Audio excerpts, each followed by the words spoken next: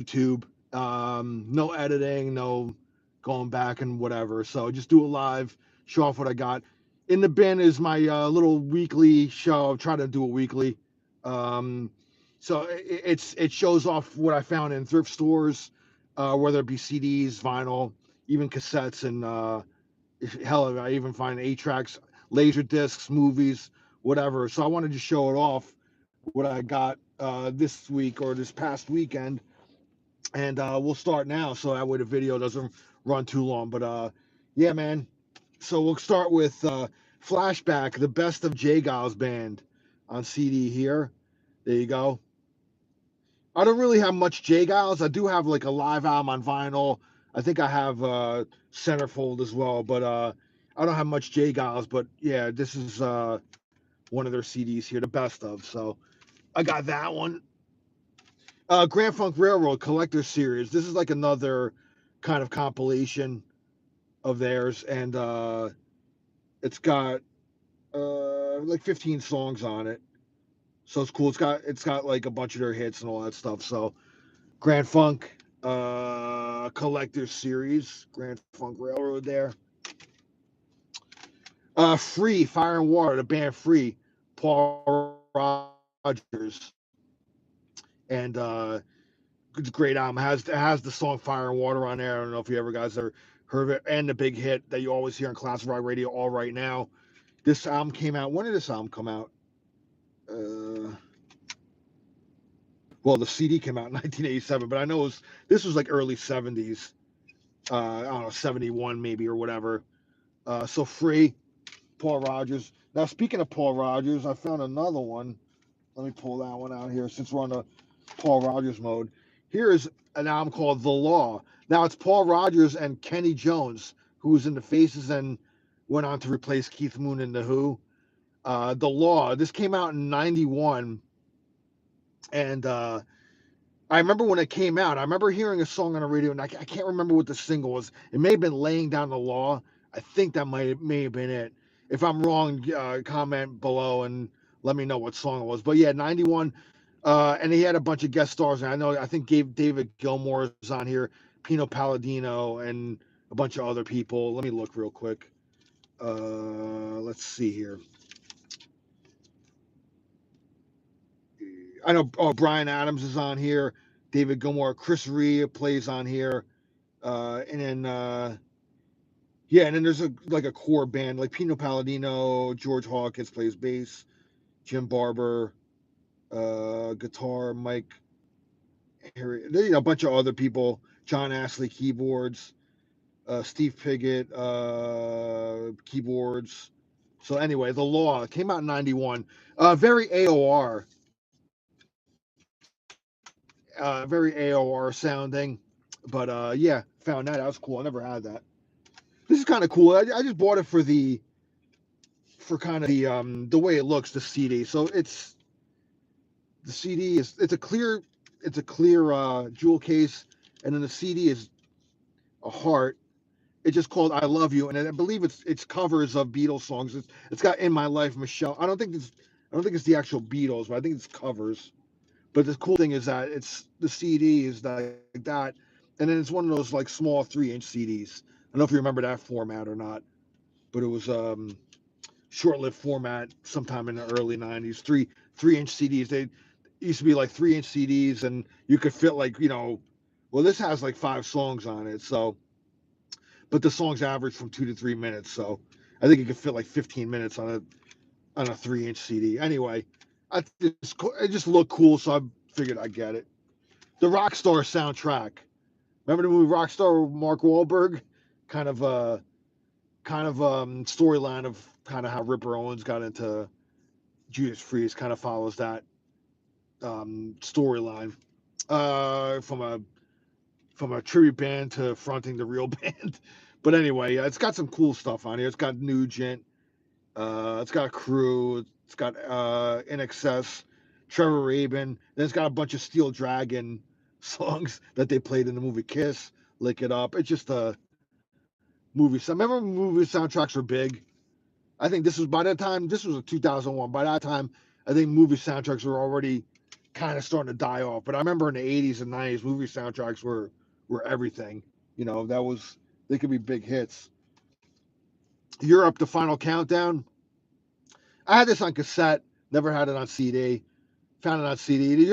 Europe was always known for the Final Countdown song, but they could be a ripping kind of Euro metal band, like really kind of almost power metalish. The earlier stuff before this album is more in that vein, in my opinion. But it's still.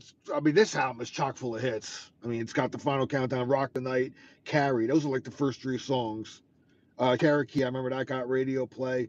So it's got like 4 hits on here.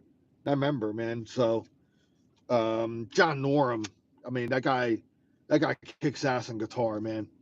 So Europe, The Final Countdown. Foreigner, Agent Provocateur.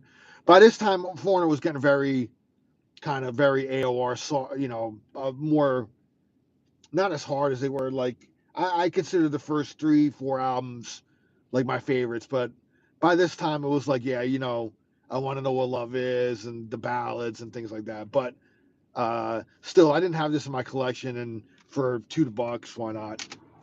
I love Foreigner still. Poison, Native Tongue. Now I already had this on CD, but I saw another copy of it, so I figured I'd pick it up. And I don't know how scarce this CD is anymore, if it is or not. But I picked up another copy of it.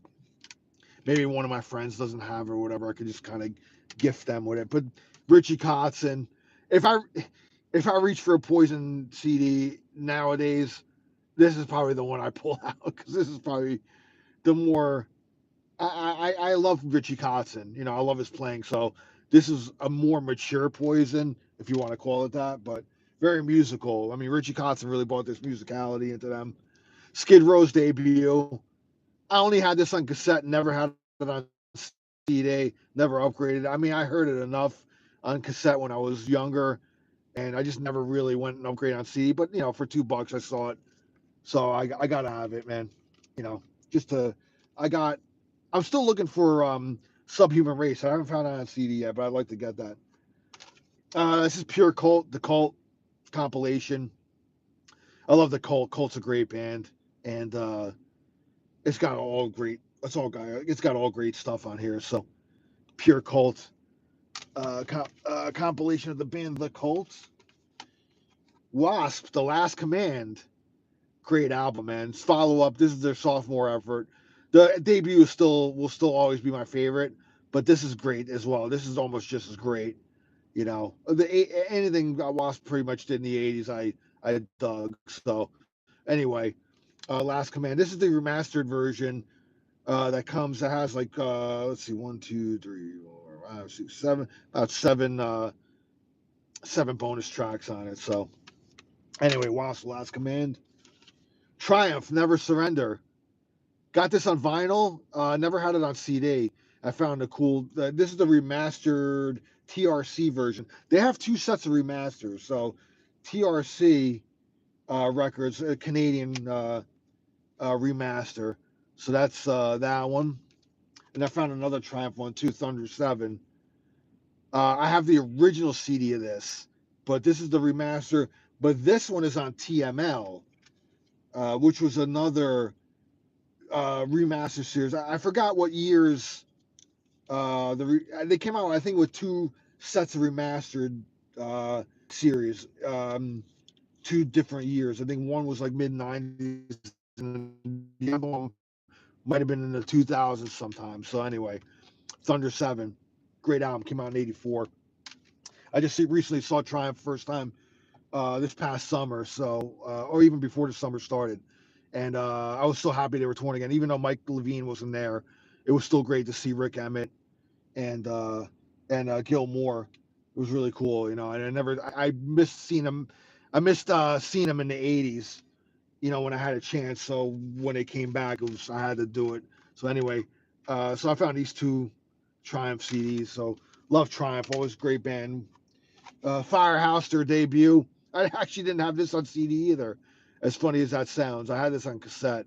But yeah, Firehouse kind of gets they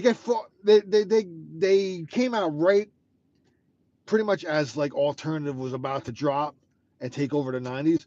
But this is one of those bands that actually survived, that they managed to have hits into the 90s. I mean, in 1995, they actually had a top 40 hit, with "I Live My Life for You," and that's a pretty pretty good feat considering that this type of music died when like the alternative stuff started coming out.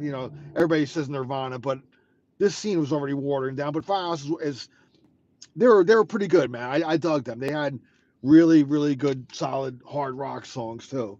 So uh SNM2 Metallica. This is actually sealed. I found this sealed.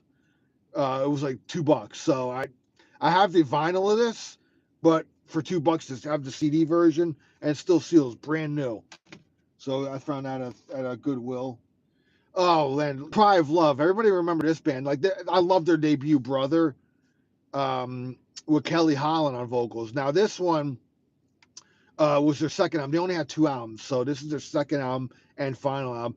But on vocals on this one's Robert Mason. He came in and took over, replaced Kelly Holland. Kelly Holland unfortunately died, I don't know, over a decade ago, maybe even 2 decades ago already. I think it's been a long time already. The original vocalist on their debut album is called Brother. This one is Diamonds and Debris. I was just listening to this. This is great because I never really heard this one, but Crivler, Ollie Freed, man, just a killer guitar player, and it's worth picking up if you find both Cry of Love albums. First one's called Brother. This one's Diamond in the Breeze. Definitely pick them up because it's definitely worth it. The '90s bluesy hard rock, just killer guitar work by Ollie Freed. And opening for Triumph was April Wine, but I found this kind of weird compilations, back to back hits. So it's April Wine and Great White. They both take up half this. They're, I think it's 5 songs each on the CD. So it's kind of like just splits the CD into the two of them. So I saw this and I was like, what? I was like, yeah, why not? So yeah, April Wine and Great White.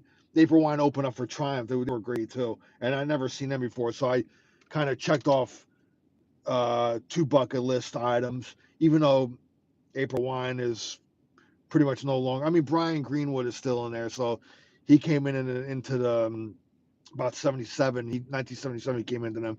So he's kind of the link between the classic and like he's pretty much the only link to the classic band. So, but anyway, it was still cool to see him. The songs are great. Anyway, I found this cool promo, Bloodline. Bloodline is Joe Bonamassa when he was a teenager. This is a promo. It has 4 songs on it. Calling Me Back. It's got the edit version, album version. Then it's a song called Stone Cold Hearted. It says Live from Somewhere. And Roadhouse Blues. Now, Robbie Krieger's son is in this band. So who's this band? Smoking Joe Bonamassa, as he was known then. He was just a teenager in this. Barry Oakley Jr., lead vocals and bass. That's Barry Oakley's son, obviously. Waylon Krieger, so that's Robbie Krieger's son. Aaron Davis on drums, that's Miles Davis's son.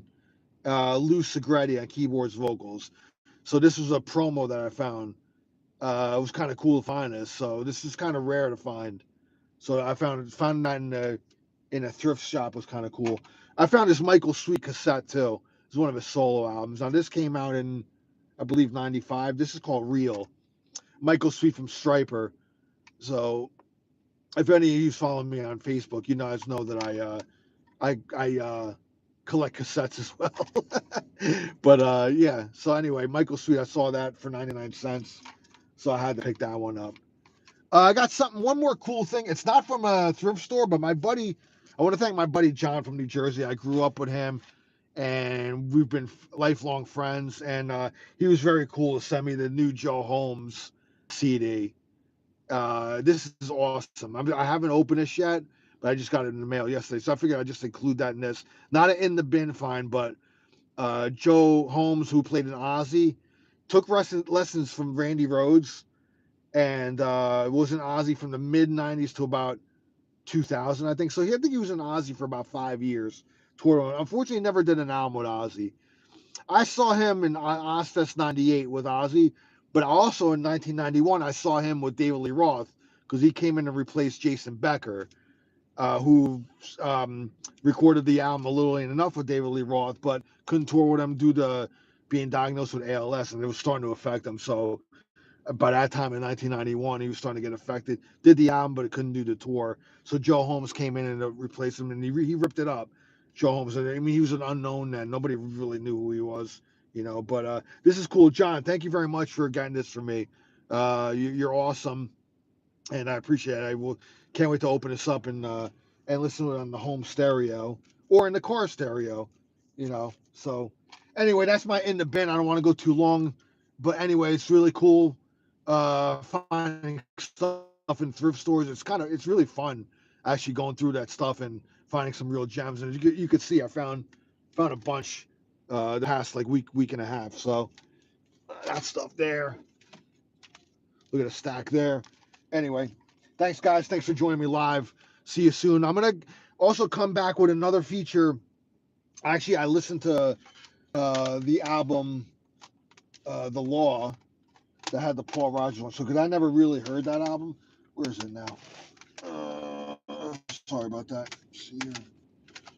Oh, here it is. Okay. So I just showed this before. So The Law, Paul Rogers. So I started this series on my YouTube channel, and I only did one episode, and it was quite a few years ago already. I want to resurrect it. It's called Rear View Review. So I'm gonna review. It's gonna be like just a review of a classic album, whether it be on CD, cassette. Normally something that you play in the car, and it might not even be a classic album. It might be like an under the radar album, or maybe it might even be a new album. I might do the Joe Holmes one when I listen to it and review. But I did listen to The Law, and I'm gonna do a little episode of rear view review. That's a tongue twister, and I'm gonna review this album. I'm gonna come back and do that in a separate interview. So thanks for joining me live, and my other channel, Modern Day Warrior, is my channel now where I put live concerts on there. I just saw Deep Purple and Kansas over the weekend.